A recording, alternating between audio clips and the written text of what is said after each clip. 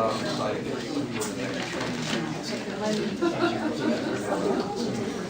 good morning, everyone. Welcome again to Tuesday. I'm Kelly Nicholas, your ambassador for today. I'm from the Mount Pleasant area again, so if you guys need directions on how to get back out to the expressway, or if you guys want to grab some last-minute bread or a piece of pie or some cake or something to take home with you and so forth, in case you guys left all your money at the casino and want to bring a souvenir back home, there is a small bakery here in the hotel, casino kind of area. Hopefully you guys had some time again to explore our town a little bit, maybe campus, maybe the Zeegoy and Cultural Center across the street perhaps, maybe Mountain Town or Camels in the River, which they actually grow a lot of their own produce there. Downtown's one of our local entrepreneurs. Jim Holtman owns that place. Maybe you guys went to Midori, our sushi place. We're kind of an eclectic, kind of a college town. So thank you again very much again for coming today. Last minute kinds of things again, there is a little camera thing at a lot of our workshops today, and those things again are being graciously videotaped and audiotaped again by the folks here at Consortium, so you guys can actually partake and watch those things later on in case you guys missed something while you guys are again taking notes and so forth. So some of the workshops you might not have attended might have been videotaped and audiotaped. We have an esteemed panel of experts here today that kind of let us kind of know what's going on. So you guys can silence your phones and so forth. Our ending session again will be down back to the bingo hall again, where we're recording, so I guess, which breakfast, they will be back down there today. I'm not going to introduce all the esteemed panel of experts here today. Again, we'll leave that to Jeanette, which will kind of go from there. Thank you very much for coming today, folks. Thank you. Thank you. Thank you. Good morning, everybody, and appreciate you coming out to join us this morning for what we know is going to be just a great presentation from our local partners. Our session today is Operationalizing MICA, Michigan Industry Cluster Approach, and the demand-driven system. Best practices. This kind of builds on last year's session. I was in Detroit last year, and maybe some of you were at the panel session. And that session focused on kind of the rollout of phase 1 of MICA. And that phase really involved the Industry Cluster Readiness Index, kind of a process by which some of you were engaged in helping to discover where you're at in your agency in terms of getting ready for cluster work in a particular industry, or building and growing the work that you had already started.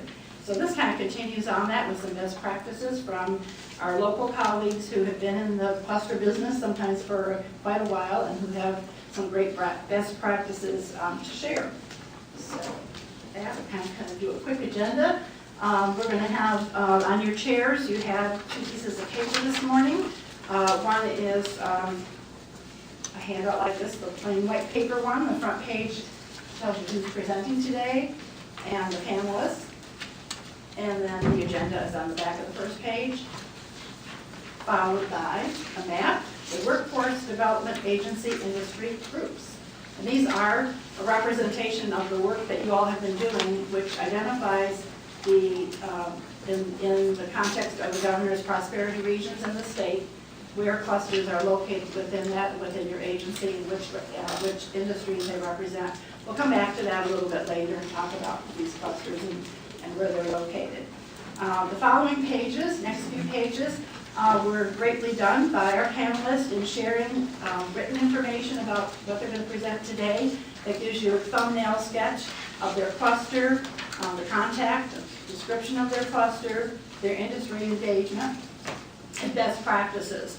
So you have something kind of to take home here following the presentation, and that is your packet. Also the presentation, the handouts and the PowerPoint from today will be on the MWA website probably in the next day or 2, so you'll be able to access that information as well. The other piece of paper you have on your chair, we'll get to in just a minute. Our third, basically, activity is a quick MICA review. I know many of you have been involved in phase 1 and we've been talking about it for quite a while, but we thought we'd just kind of do a quick run through, reminding all of us about the concepts of the cluster strategy and the MICA, and kind of updating you about where we are in the next phases of MICA. And then the most important part of the session is our panel, who will be sharing their best and promising practices. And then finally, we have a call to action to invite you to engage and continue this discussion and work that we started this morning by cluster interest.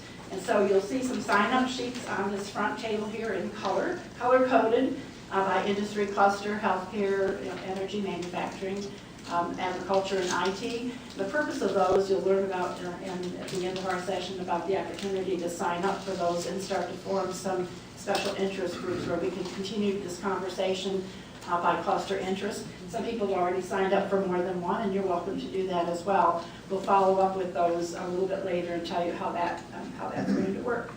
So with that, I think we're ready for the yellow paper exercise. You might want to get out a pencil or pen. We have one handy. If not, we've got some here in the front, and we can provide some. And I do want to take a minute, before we continue. We want to quickly ask the cluster directors, industry cluster directors, to introduce themselves. And we'll go by alphabet. So Marcia, we'll start with you. Good morning, everyone. I'm Marcia Black-Watson, and I'm the Energy Talent Market Director. Okay, Brady, next to the alphabet. Ray Guzman, I'm the Agriculture Cluster Director. Mine next. Let's see. Yep, Jeanette Klemczak. I have to review my alphabet. Jeanette Klemczak, I am Healthcare Talent Workforce Director. And Chris. And I'm Chris Knapp, I'm the Information Technology and Media Talent Director. And we're going to finish with Bob. Good morning, Bob Shearer, I'm the Manufacturing Talent Director. Does that mean it's my turn now? It's your turn, Bob. Okay, I'm in charge of yellow paper. This is goldenrod, actually. This little slip should be on your chair. I'm really representing PricewaterhouseCoopers today. We're tabulating a poll of your preferences. Items, what we want you to do, we have several items listed on this ballot. And if you could pick 3 items that are challenges to you, do you want to hear our panelists respond to during today's presentation? So, if you haven't been involved and have no idea what a MICA is, you probably don't want to respond to this. But if you do and you've identified some challenges in your region related to clusters, by all means, put a mark on here. And we're all going to pass them to the center of the room, where the Vice President of PricewaterhouseCoopers, Rick Fisher, is going to pick up the ballots. He's going to go outside and count them up quickly. And so what we'll do, there's no ranking here. Everything is equally weighted. So just put a mark on the slip and pass them to the center. Thank you. Sign theme music.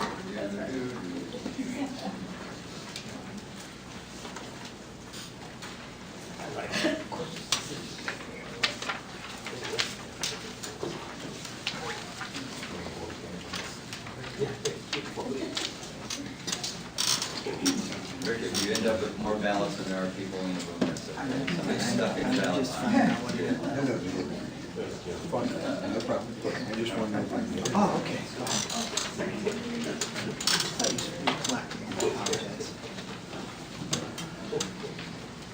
I guess I could help out. I'm thinking so decent. Typical supervisor. Are we all done? Anybody need one more time? Going once, twice. Ballot box is closed. Thank you. Thank you all for that great participation. That will help our panelists then to refocus. They're going to start with sharing their best practices, but then they will then, as part of our interactive process here, take a look at what you've identified as your key interest areas and respond from their experience on those. We'll also invite those of you in the group who have some of those experiences and would like to share those as well.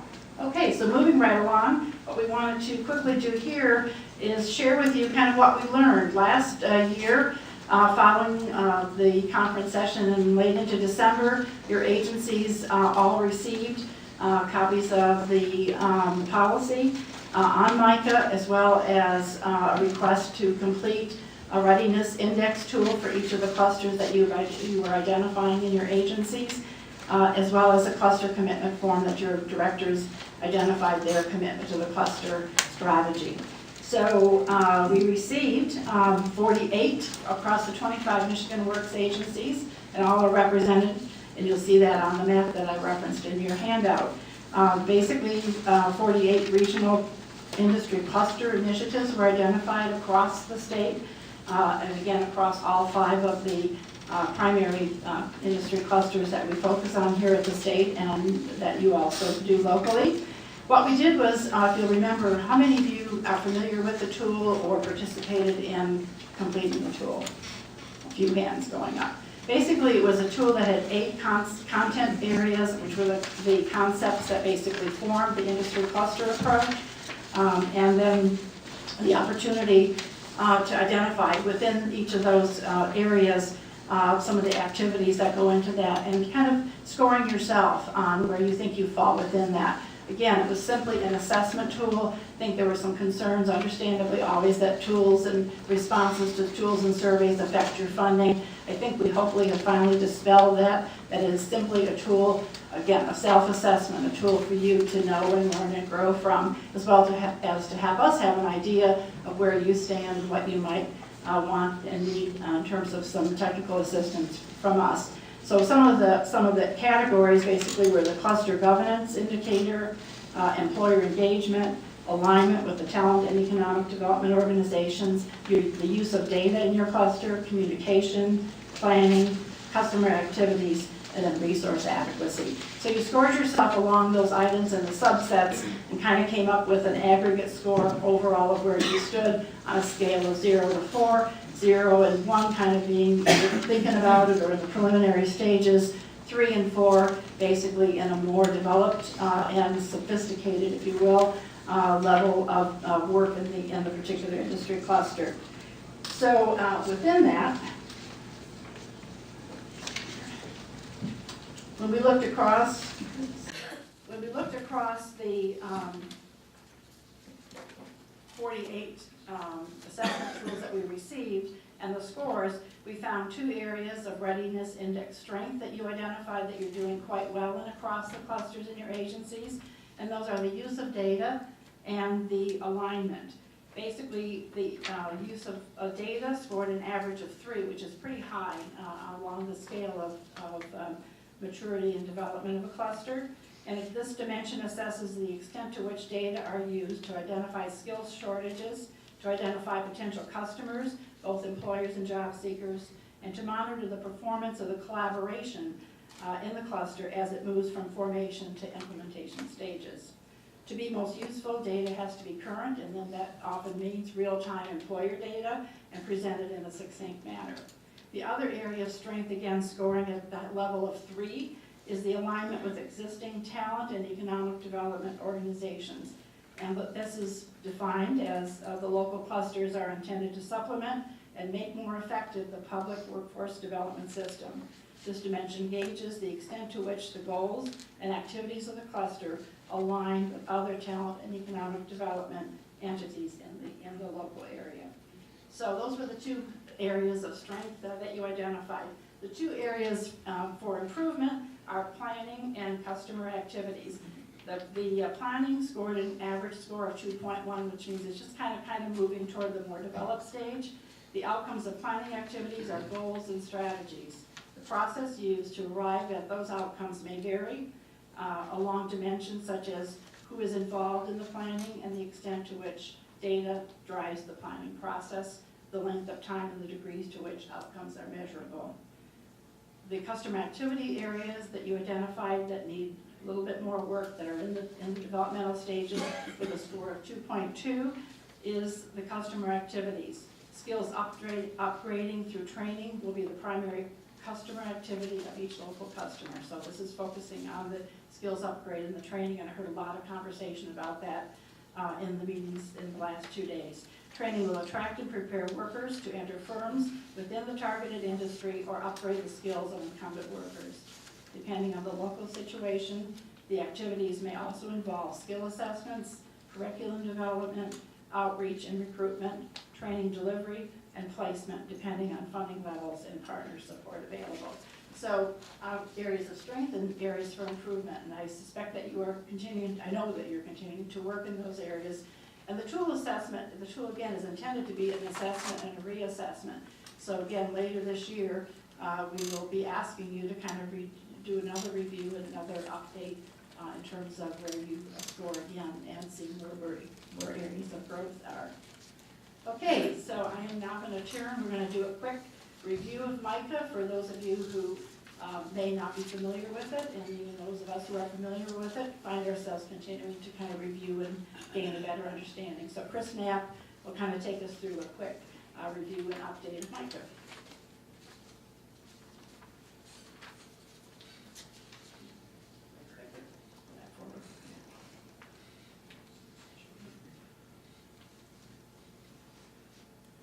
All right, thanks, Jeanette. Here we go. So, for anyone who's been living in a cave for the past year or in the federal witness protection program and hasn't actually heard about Michigan Industry Cluster Approach, I'm just going to spend a couple of minutes providing a brief overview.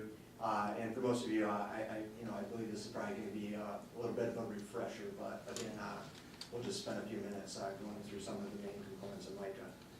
So clusters are a geographic concentration of related employers, their suppliers, and their support institutions. They represent broad industry segments and provide a framework for gathering in-depth industry knowledge of workforce issues, which in turn results in a demand-driven workforce development system. Let's see if I can make this to work. There you go. Oh, woo!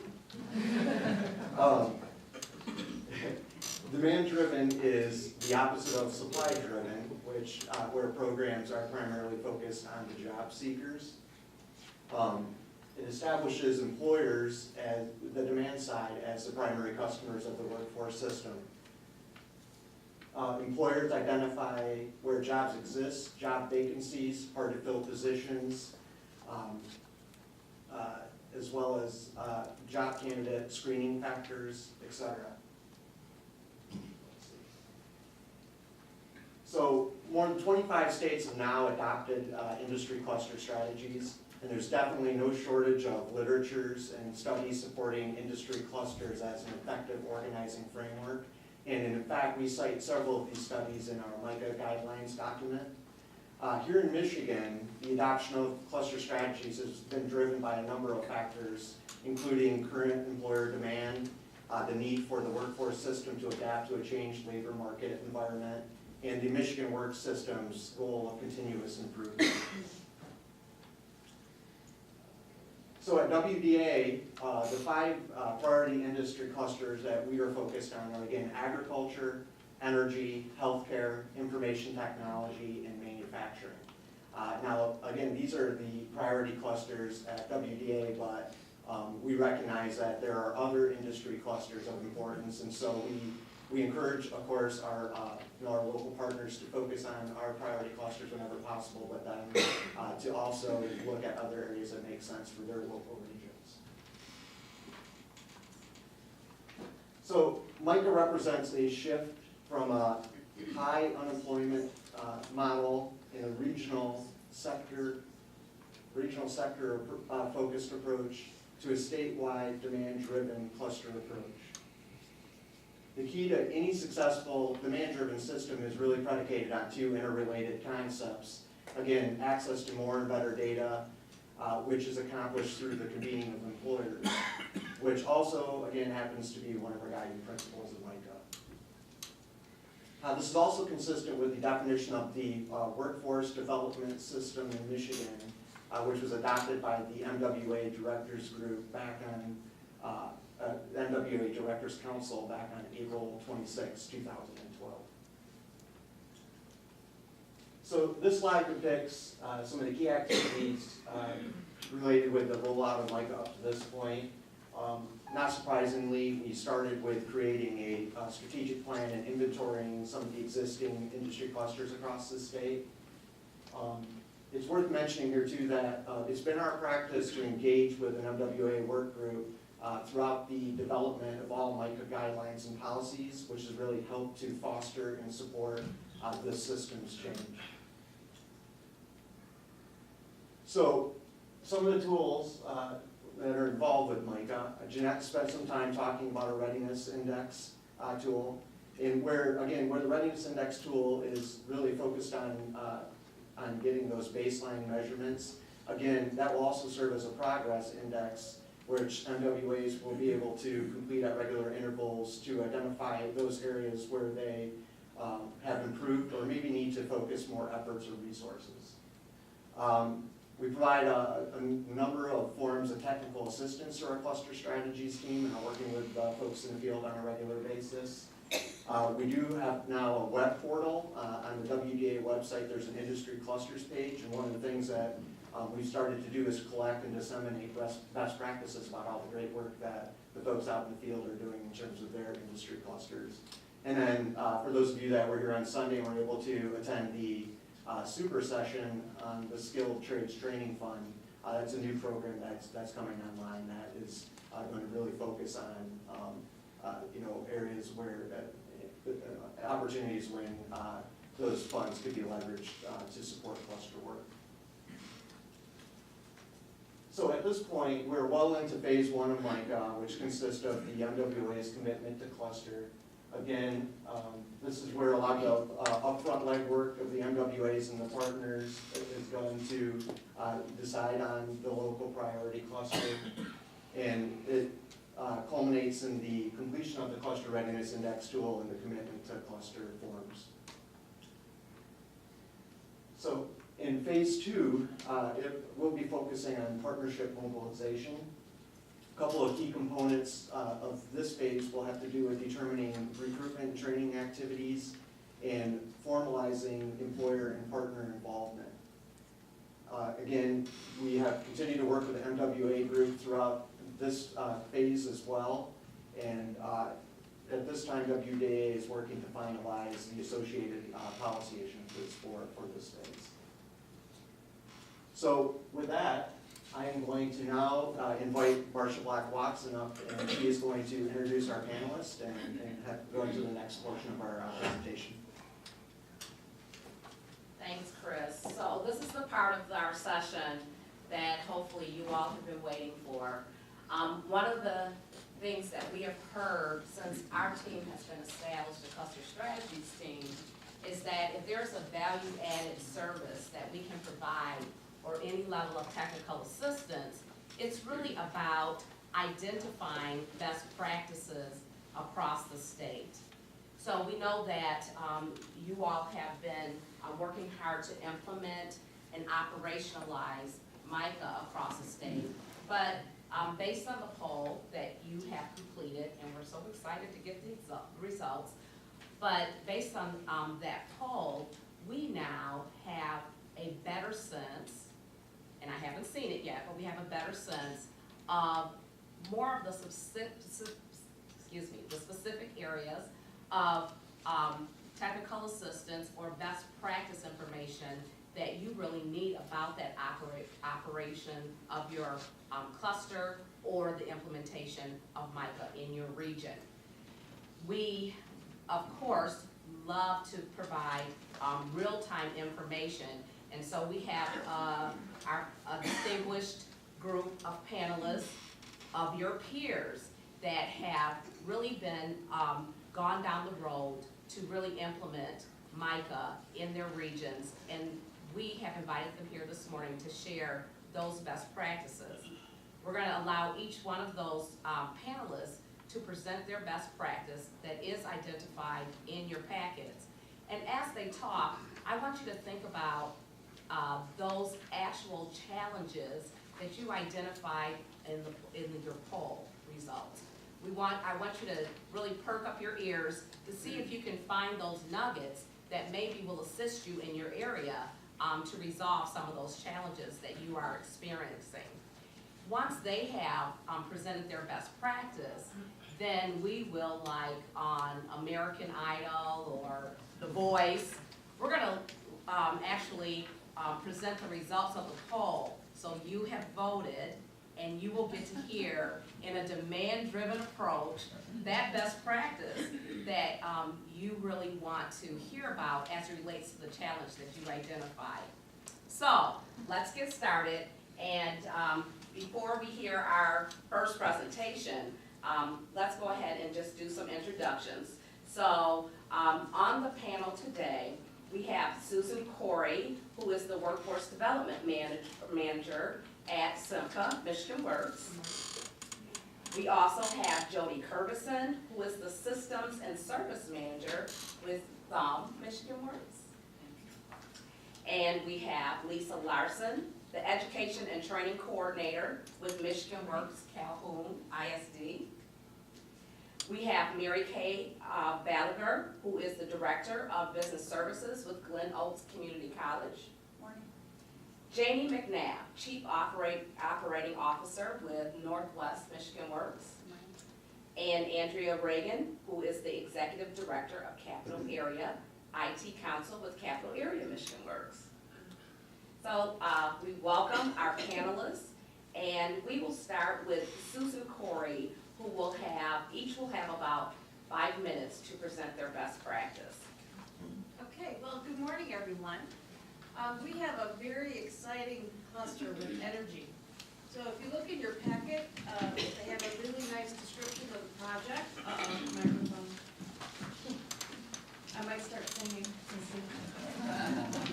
I'll join it. You did say the voice, right? So anyway, we have an exciting ongoing project with DTE Energy. When we started, and our best practice, I'll tell you up front, is our ability to sort of be regionally driven as far as helping DTE find the employees that they need, or the potential employees that they need. When we started, we met and met and met and met some more as we tried to figure out what our processes were going to be to help them. Our first, way back in the beginning, it's been 3 years, so they've become part of my life, if you will.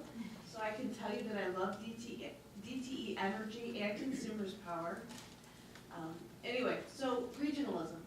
One of the things we did early on, besides meeting together, because I am from SEMCA, which is Outland County in Monroe, MWA 31. We met with Oakland, Macomb St. Clair, Detroit, Livingston, Washtenaw, and the Flint, Genesee area. And we set up an email called energyjobs@semca.org, so that anyone who wanted to apply for those positions, the job-seeking candidates for linemen, were able to use that, so we were able to get candidates from all over Southeast Michigan. And in Southeast Michigan, for a very long time, we have something called SEMWAC, Southeast Michigan, I'm not gonna remember what it's called. Anyway, it's all of the, it's all of the MWAs in Southeast Michigan meet together monthly in order to share best practices and talk about things that are happening so that we can sort of operate together in a lot of ways. So the DTE Energy Project fit right into that model, and that's how we started with that. It has, I was going to say evolved, evolved's not the right word, it has morphed over time. From the early days were a little stressful because we were trying to figure out how we were going to go forward. So the regional piece helped, and we were able to quickly get close to over 600 people in the queue to be considered. Our first recruitment was so successful that we didn't have to recruit again. We just kept using our list as the projects came up over time. So that was just so nice, because that part, once it was done, was done. So I'm trying to think what else I can tell you about how good that project is. DTE Energy has learned a lot from us, and we've been able to learn a lot from them regarding how we interface and how to make things work really well for them. And I believe that if they were here, they would tell you they were pleased. At least I hope they would say that, but I think they would. And I'm not quite sure what else. Marcia, is there anything in particular about the energy cluster you'd like me to cover? No, I think from the perspective of regionalism, as you've been focusing on, I think one of the things that we've heard consistently from both of those companies is that approached has helped them really learn how to effectively use our workforce system here in the state in a very seamless fashion. They rave and brag about the fact that they can get their talent needs met through really what feels like to them a single point of contact. And I think that's really what we want to achieve. We know that as we are really going towards our prosperity regions, and one of the reasons that we really want to really promote regionalism is to, first of all, because of the efficiencies that it really creates, but it also gives our customer, the employer, a more positive experience. And so when I think you first started interacting with them, they weren't really sure of the actual services that our workforce system here in our state could provide. And I think we experienced that a lot. So I mean, that's the thing that they really talk about. It's good to hear that, because when you're in it every day, you don't always have that reflection. That's right. So that's nice. Yes. All right. So thank you, Susan. Are we taking questions? We will, right towards the end. Thank you so much. And so, and there will be an opportunity, I think some of the questions will be reflected as we go over the top 3 from the poll as well. So next up, as from our panelists, we want to hear from Jody Curbison from Thumb Area Michigan Works Agency. Over here. Yep. I keep looking over there. Thank you. Our agency has been working in our clusters since the RSA days, if that's the Regional Skills Alliances. So we were pretty well set up. We have high concentration of manufacturers and agriculture in our area. So we focus on the agriculture for today. And so when we started working with this group, you know, while a lot of us came from farm backgrounds, it was still pretty new. And we had a lot to learn, and we did learn a lot along the way about meeting them where they're at. You know, they've got a high concentration of work hours that they're doing, you know, for the most part, 8 months out of the year, and then they have 4 months where it's, you know, repair and reflect and regroup, you know, for the next season. So within that 4 months, we try to pack as much as we can into, you know, the activities into our cluster, and then, you know, helping them to gear up for their employment, you know, in the spring and all of that, so, and fall. So what we really learned is that we have to plan around them. And so during that 4 months, we're not the only people that want to get their attention. There are a lot of farm groups that are having activities, and so we had to really pay attention to when we were scheduling things and to look and make sure that there wasn't something at Michigan State that whole week, or, you know, there's a lot of stuff that we learned and thought, oh, yeah, that's not going to work. So, you know, paying attention to that was something that we really had to do. This group, unlike Susan's group, was not into having a lot of meetings. They weren't coming to meetings. And so we really had to formulate a plan of how are we going to get the intel that we need. And so we really, our business service teams met them, you know, in the farms and in their areas. And also our workforce development board is a little different than a lot around the state. It's huge. And so we have partners from all areas, and a lot of the partnering ag agencies are on our board and come to our meetings. And so we were able to get a lot of intel from them of, you know, what types of legislation are affecting the ag business and you know, issues that were coming up down the pike. And so we were able to schedule some trainings during those 4 off months that they would come to. So every February we do a training that is, it can take a lot of forms. It's whatever the issue is, but typically it's something that gets them their continuing education credits for pesticide license. They have so many that they have to get, and so that draws them in because they have to do that. And if they don't get their continuing education, they have to take a test. So there's nothing like that to get them in the room, and so that's grown. And the last one we had, I think we had close to 65 different farm groups in the room, farmers. And so that's one of the things. And one of the most exciting things we just tried in February, we were hearing from them that they were not able to get a lot of the talent that they needed. You know, they don't need someone that's got necessarily a certificate or a 2-year degree, but they need them to have some basic knowledge in farm operations. And so, you know, as we talk to them, you know, like a lot of employers, it's hard really to pinpoint exactly what it is they're looking for. But we talked to them and said, okay, if you had 5 components that you really want the people to have coming in, what would it be? And so they said, they gave us the 5 components, and I've got some flyers here. I know this is a paperless. So I will pass it around, but there are 10 of them, only 10, so we have to kind of share them, and it'll give you an idea, kind of, it's hard to explain how this works. So they came up with 5 components, the first day, and so we set it up in a week-long class.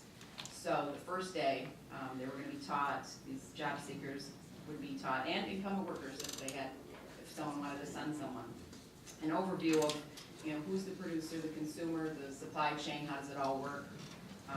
The second day would be safety. Safety is huge in the ag industry, so there would be a full day training on that. The third day would be ag programs and different types of financing that the ag industry has that's specific to them.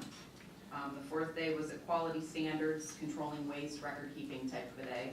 And then the 5th day was technology. That was another thing we learned along the way, is that they are a whole lot more technical than we thought. The GPSs that they have in their huge combines, they know their stuff. And so, we had a day of someone just kind of learning the basics of what types of technology they have. And so every day they would learn something new. And we went out and we found ag businesses in the area, out on the street, that are hiring every day to teach the class. So they do it free, we don't pay them, they're happy to donate their time. And so if they happen to be hiring, or have networks of people that they know are hiring different partners, they can go ahead and have the first look at these 20, 25 people that are engaged enough that they're coming to class every day and have learned the basics. So I'm getting the 1 minute. One more thing I want to talk about really fast is we have an FFA day that we have 300 plus kids come in every year, teach them about jobs in the upcoming ag industry. We also have a Women in Ag Day where they come in and the wives of the farmers come in and learn different things about hiring and different ways to use technology to help them in their farm. We have Luann Simon coming this year to be the keynote speaker, and so we always typically pick a woman in ag that's pretty powerful. So I have a few more flyers that I can have for you here, some business cards if anybody has any questions. Thank you so much, Jody. And so far we've heard about regionalism, we've heard a lot about competency-based training development. And so now we want to turn to Lisa Larson and Mary Kate Ballagher, and I'm going to look the right way this time. Both from Michigan Works, Calhoun ISD, as well as Glen Oaks Community College. So take it away with your 5 minutes. Okay. I represent Berry Branch and Calhoun counties, and I co-facilitate this healthcare consortium with Kalamazoo St. Joe Michigan Works. And we also started back around 2004, 2005 with the Regional Skills Alliance and worked on employer needs as far as recruitment, retention, did a lot of different activities. But then for several years we stopped meeting, and right around 2011 we started having some conversations again, and we decided to bring this group back together. There were some employer needs that we needed to look at and some issues to talk about. So we invited employers and educators and workforce development partners from our region, came together, and we've been meeting and growing ever since. We do meet quarterly, and I just wanted to talk about a few of our best practices and what we do in our consortium.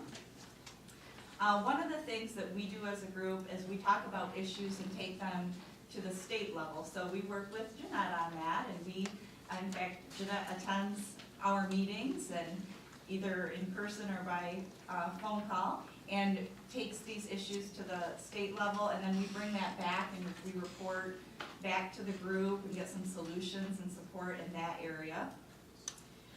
We also work with our employers on a customized healthcare job fair. We did one last year, and we're also doing one in a few weeks. And so they design it, and they look at how to get the best talent workers and design it very detailed, and then participate in that event as well. We look at their labor market information by doing a quarterly survey. So we're getting that immediate information about what job openings they have immediately, what they have in 3, 6, or 12 months, what skills are missing, what wages are they looking for. And we collect that information and report that back to our group as well. And we also look at the different sectors of healthcare as far as acute, in-home, long-term care, and get to know each area like that and have them give information to our group. We have educators represented in all 5 counties in our group. And we have one right here with us today, Mary Kay Gallagher from Glen Oaks Community College. And she'll talk about what we do as far as bringing that educational piece into our consortium. Or Jeanette fingers me again and says, move the mic, I'm going to do that for her. Thank you. You're welcome. Okay, as Lisa said, I'm Mary Kay Gallagher with Glen Oaks Community College. And within our healthcare consortium, one thing that we've been able to do is actually bring together 3 community colleges, a K-12 area, and then 1 university. We were not all at the table in the beginning. Okay, we've slowly kind of worked that in to show the benefit to the educators to hear directly from the employers of what is going on there. What we found is that we all have common issues. The big issue that we've been working on is nurse aid and lockouts that have been happening in the long-term care facilities.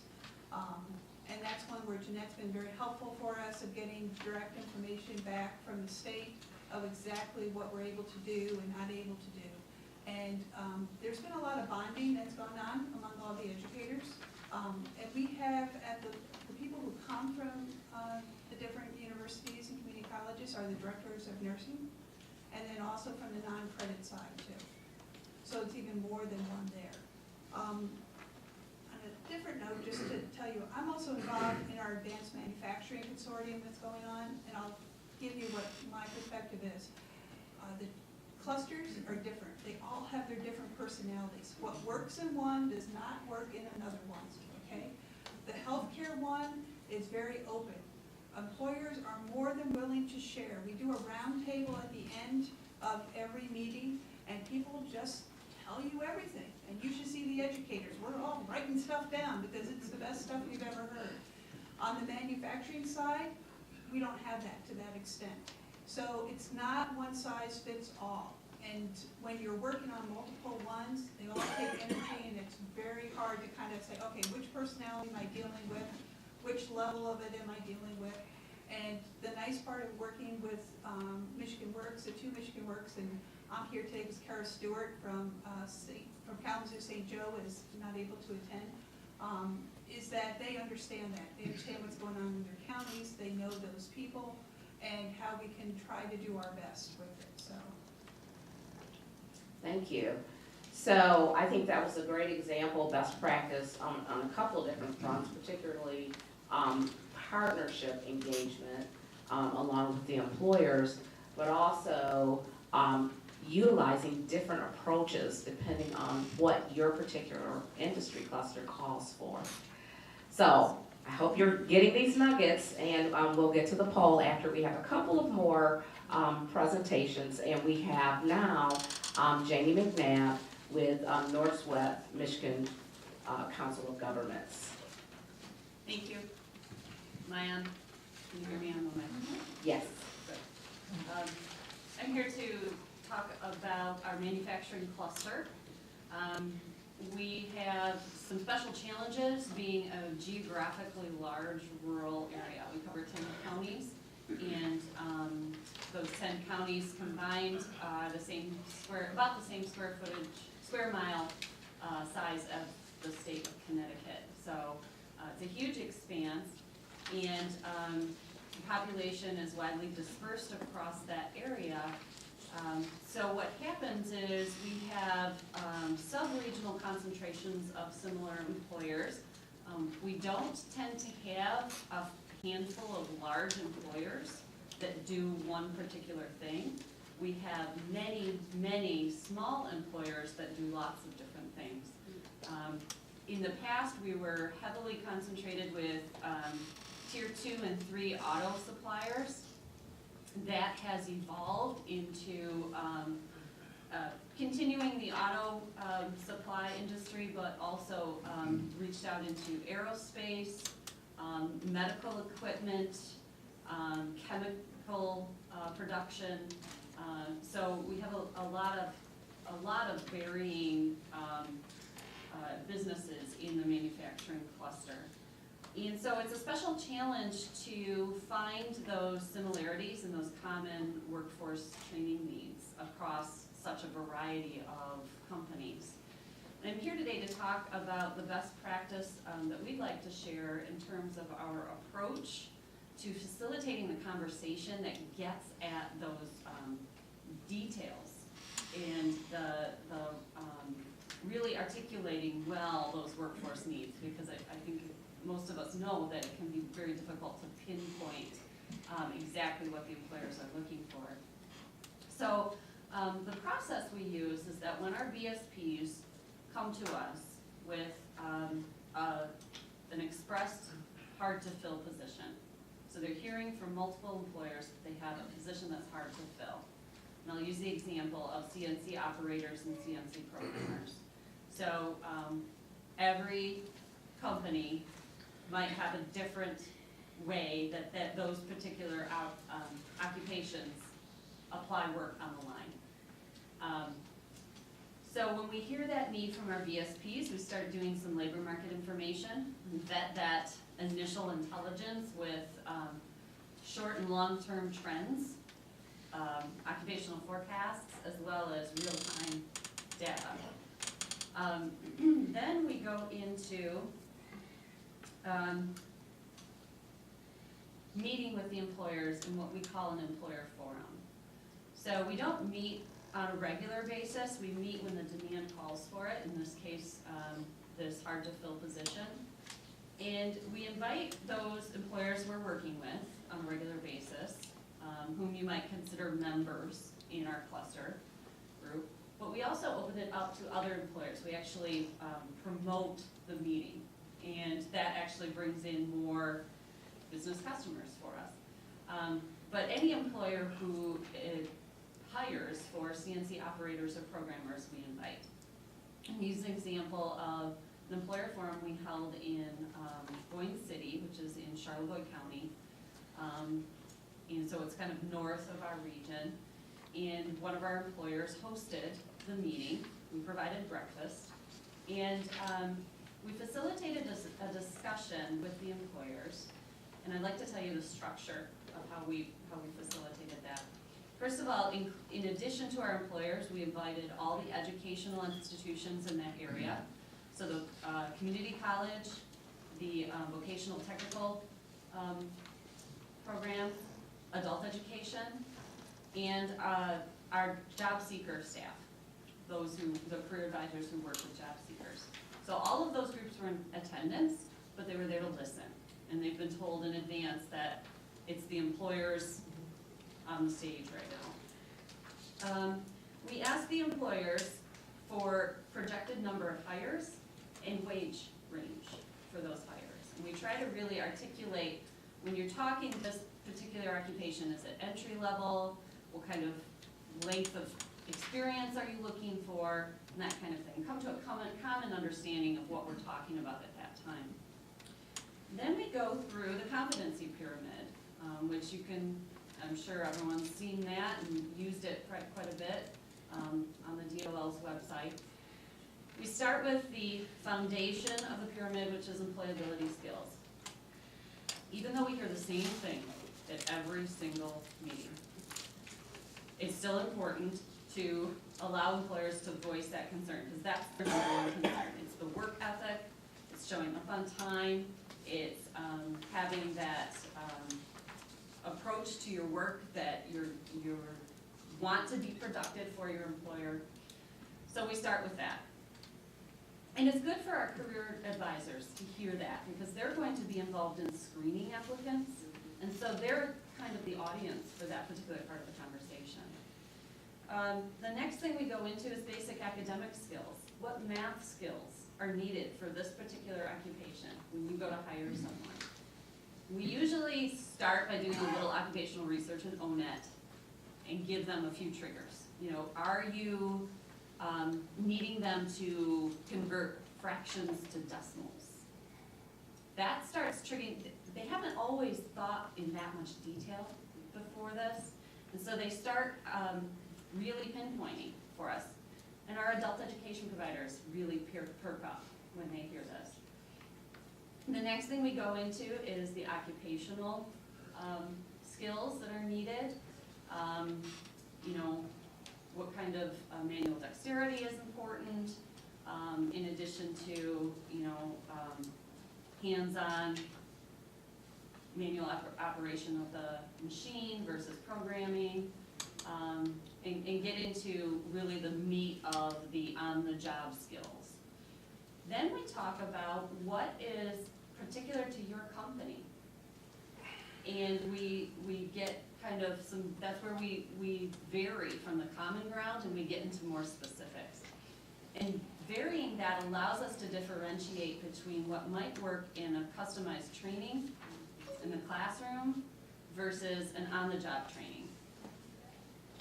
So once we've gathered all this intelligence, we're able to then meet with our educational providers and put together a training program that can consist of a wide range. For the example, in Charlevoix, we heard from the employers that the programs they use in their shops are so different. What they really wanted was for us to train on manual machine operation. And then they would be willing to train in-house for the programming. So we put together a program, what we call a just-in-time training program. We had some folks who needed some remediation in math before they could enter the occupational training program, so they went through adult ed. We had the college and the career tech actually partnered on doing the occupational program part of it.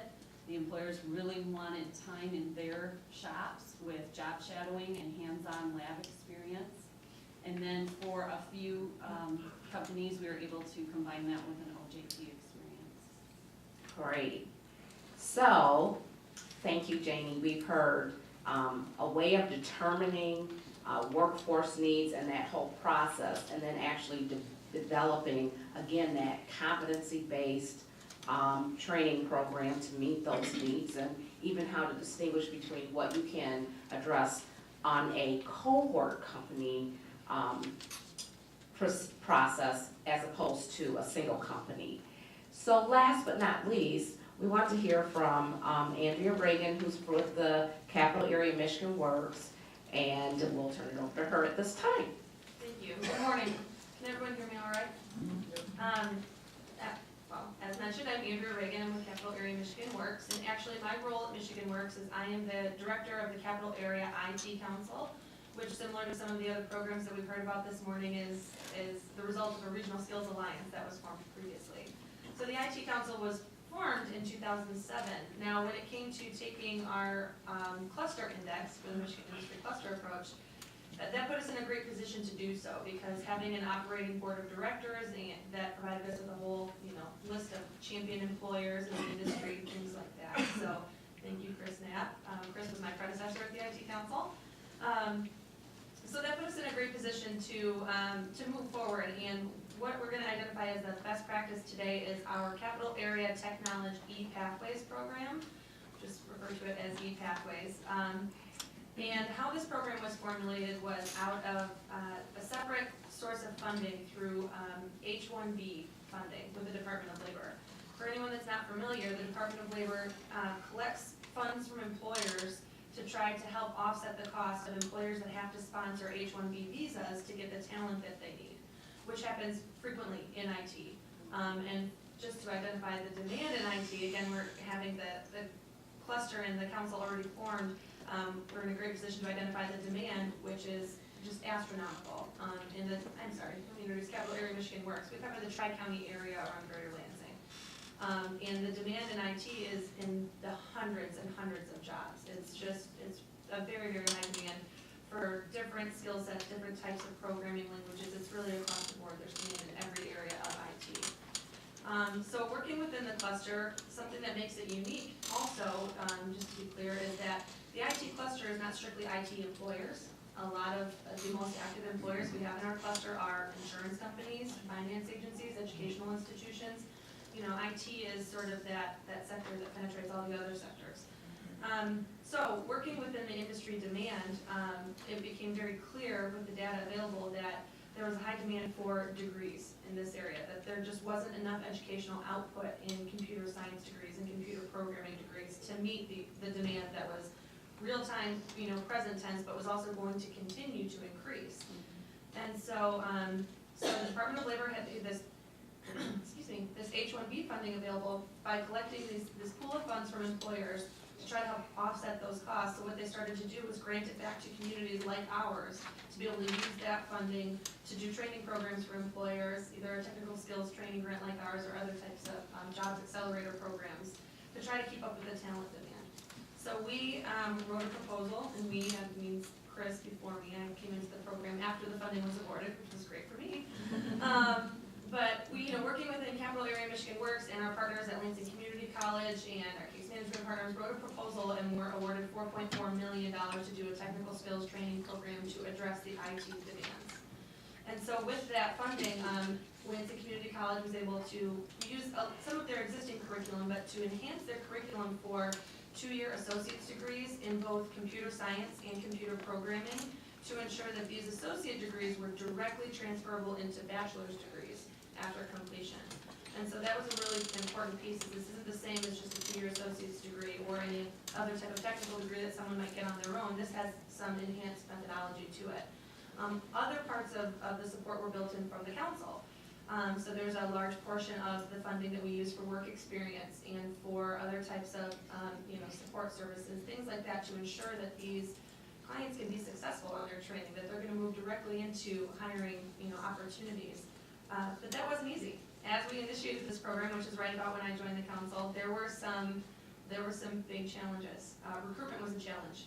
There is not, similar to the challenge in the talent pool that's available, there is not necessarily a ready and willing talent pool that's waiting to go back and get a 4-year degree in computer science. It's hard. It's really hard. Math is not very many people's favorite subject, and there's a high math requirement, which was one recruitment challenge. The funding had its own challenges, but it was a broader stroke than WIA funding, so we could use it a little bit differently. So something that we were able to include was underemployment. Okay, so we have 1 minute time already. So we targeted the funding to be able to train both unemployed and underemployed individuals, and that gave us a wide market of people that we could try to make eligible. So finding folks that were interested, eligible, and then suitable for careers in IT, which is another form of employer engagement that we had to utilize, was a challenge. But we were able to have some tough love conversations with employers. Luckily, they were readily available to help us, and now we're getting to the point where we're 2 years into a 4-year grant cycle, and we're starting to see some output from employers. We're starting to see talented individuals get into work experience and having employers be thoroughly impressed. Because these are experienced individuals. They were either unemployed or underemployed for a variety of reasons, but we're getting to the fun part, which is where we can really start to change the foundation of the IT talent pool in Greater Lansing. So it's been an exciting program.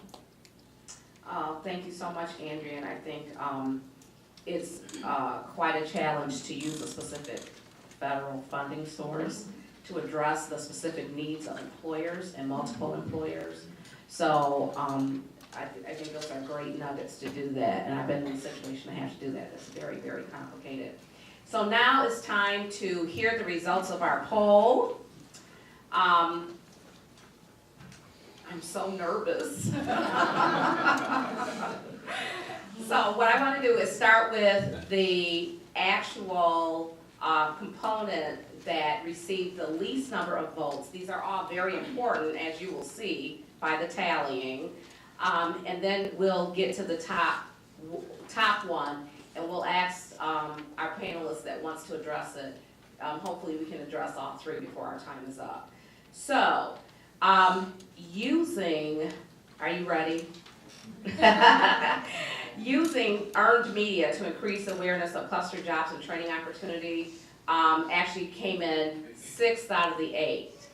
So I didn't start with 8 because we have a tie for one of the places, all right?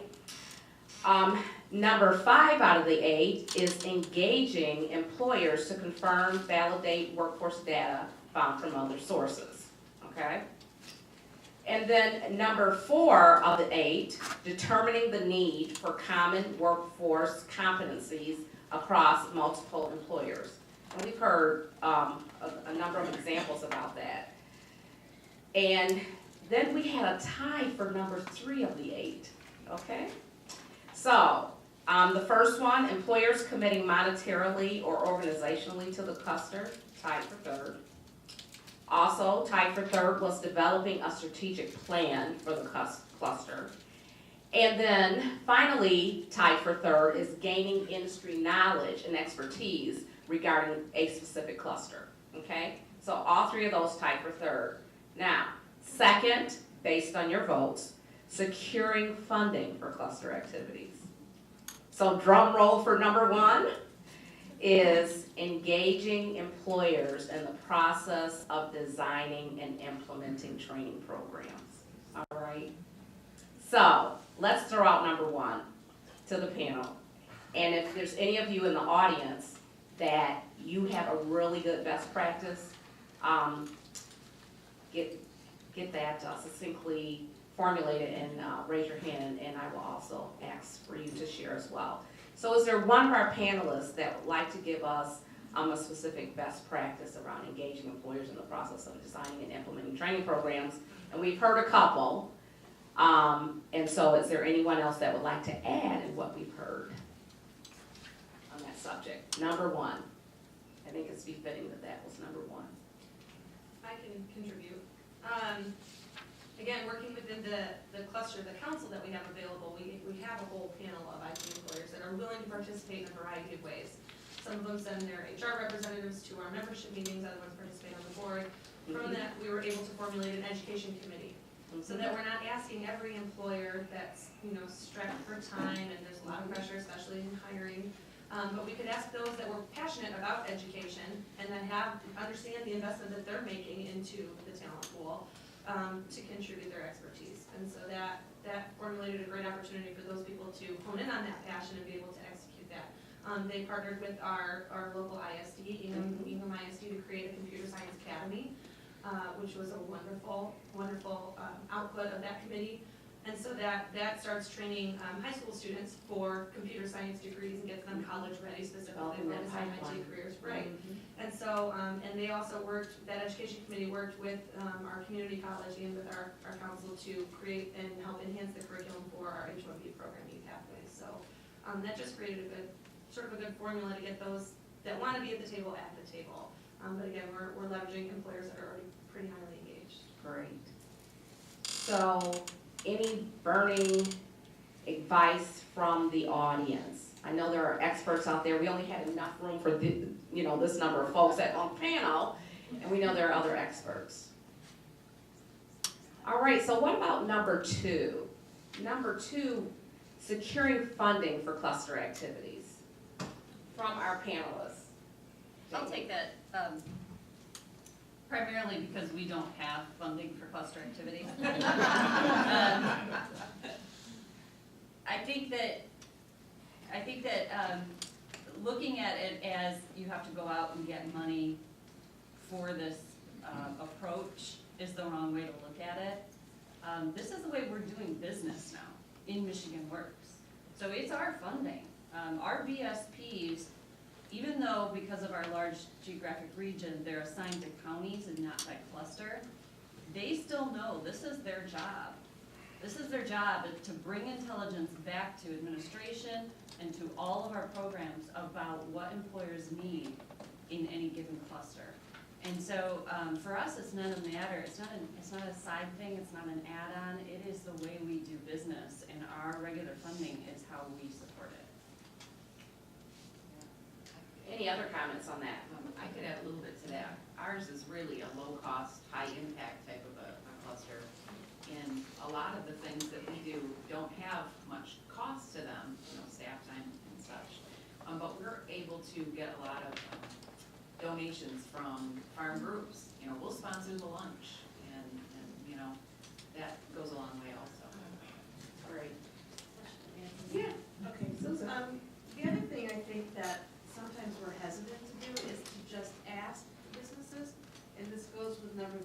well. At SEPCA, we're doing a number of projects as well as the DTE Energy Cluster. And asking seems to work really well. If a business has been approached and worked with us enough, they understand how we're trying to help them. We also have the Workforce Intelligence Network in our region, which has been super helpful as far as engaging businesses. So we're very collaborative in our approach. But you ask, you'd be surprised. They understand what their needs are, they understand what those challenges are, they understand that the skilled workforce doesn't seem to be where it needs to be. And so I found them very willing to actually come forward and contribute. And I think all of these comments and the fact that this was the second in the poll, rated second, lines very nicely with the Skill Trades Training Fund and the whole philosophy behind that, and that while those funds are available, the way that that program has been designed is to really leverage funds that may be already available. And really, those grants will be provided based on the fact that they're not able to be funded in some other fashion. And so I wanted to ask Jim L14, who has done a wonderful job. He sat in the fourth row. He hasn't said a word, just to see if you have any other comments about that when we're talking about funding.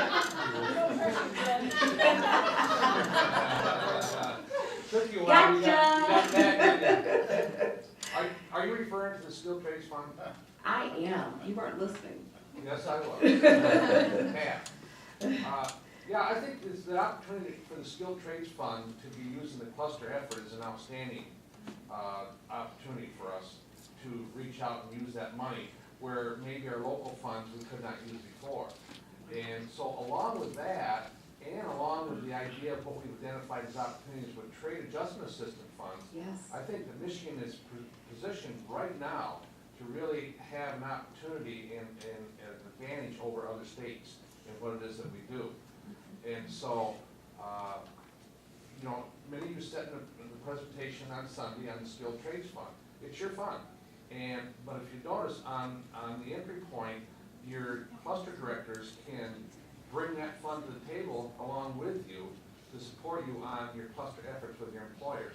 So while this is stage one, and we hope that next year the legislature puts more money into this, it gives us a unique opportunity to leverage funds without all the roadblocks that usually get put in front of us to meet business needs at the speed of business. Great. Thank you, Jim. That was painless.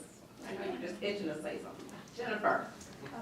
I had a lesson that we learned also is that it's not always about the funding that we have, but strategically aligning ourselves with other partners. Yes. And partnering on funds that they have as well. You know, we partnered with MEDC on a shifting code cohort where we paid a portion of the cost through WIA, they paid a portion through MEDC.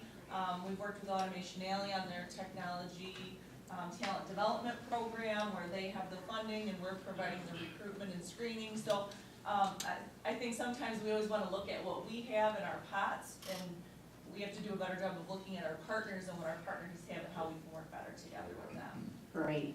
Don. I just kind of have a question, comment, and it kind of relates to what Jennifer had just mentioned, and I'm going to relate it first to Northwest and maybe the other panelists, maybe some other feedback on this area too. That I was at a meeting that MEDC put on, and they had talked about, and they used an example, Northwest Michigan Council of Governments, and how when they are highlighting and looking at those industries that are really important to their region, that one of the top issues that have come up is affordable housing for a lot of the people who are working in those industries. So I'm just kind of wondering, you know, in terms of employer engagement, that's, you know, kind of a part of the whole process that you have to be looking at. So I'd like to hear, you know, what steps are being taken in Northwest, and with the other panelists, are those some other areas that you're looking at so you can get that pool of people into the program and give them that time necessary to get the skills and then be employable, and then, you know, have other opportunities available to them? Yeah. Our parent agency, the Northwest Michigan Council of Governments, has another division under its umbrella that is the Regional Planning Organization. And so we're lucky in that respect that we're under the same roof.